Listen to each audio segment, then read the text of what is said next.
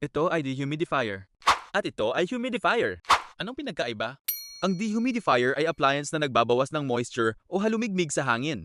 Maganda ito sa lugar na sobrang maalinsangan o mamasa-masa. Ang humidifier naman ay nagdadagdag ng moisture sa hangin kapag masyadong tuyo ang paligid. Dagdag kaalaman. Magkasalungat ang trabaho nila. Kaya bago bumili, alamin muna kung ang problema mo ay sobrang basa o sobrang tuyo na hangin. Alam mo ba ito? Comment kung ano pa ang gusto mong ipagkumpara sa susunod.